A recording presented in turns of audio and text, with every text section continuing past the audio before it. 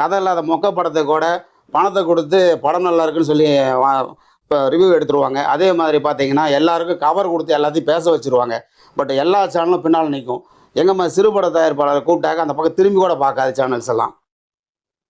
அது இதில் என்னன்னா, ஒரு பணக்கார விபச்சாரிக்கும் ஒரு குடிசை வாழ் பத்தினிக்கும் குடும்பம் நடத்துறதுக்குள்ள வித்தியாசம் தான் பெரிய ப்ரொடியூசருக்கும் சின்ன ப்ரொடியூசருக்குள்ள வித்தியாசம். ஏன் சார் இப்படி பேசுறீங்களே சார்? உங்க படம் ரிலீஸ் ஆகும்போது பிரச்சனை வராதா? பிரச்சனை வரதான் சார் செய்யும்.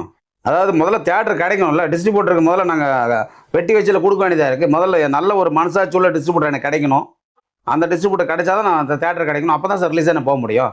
ஏன்னா எல்லாருமே வந்து பார்த்தீங்கன்னா ஒரு பெரிய படங்கள் வாங்கிடுறாங்க. சிறு படங்கள் அப்படிங்கும்போது எங்கிட்ட இருந்து எவ்வளோ பணங்கள் வாங்க முடியும்னு தானே பார்க்குறாங்க. நாங்கள் படத்தையும் எடுத்துகிட்டு சென்சாரை முடித்து படத்தை தியேட்டர் கொண்டு வந்து எல்லாம் பண்ணி நிறுத்தும் போது கூட எங்ககிட்ட கட்டுக்கட்டாக பணத்தை வாங்கிட்டு தான் படத்தை ரிலீஸ் பண்ணணும். அதுலேயும் 50% தியேட்டரில் ஓட்டுறதுக்குன்னு போய் அதுலேயும் 50% அதுவும் வருமா வராதா, அப்புறம் ஜிஎஸ்டி அது இதுன்னு போட்டு கடைசியாக கரண்ட் பில்லு அது இதுன்னு போட்டு கடைசியாக ப்ரொடியூசருக்கு 0. அவன் கடைசியாக பணத்தை 1 கோடி 2 கோடி போட்டு அவன் போய் தூக்கில் தூக்கிட்டு அவன் போயிடுவான். அதையும் வந்து பத்திரிக்கை எப்படி எழுதும்? படம் நல்லா வரல, படத்தில் அவருக்கு நஷ்டம் கிடையாது, அவர் வேறு ஏதோ ஆள் சரியில்லை, அதில் பணத்தை விட்டுட்டார், அதனால தான் அவர் இறந்துட்டார்.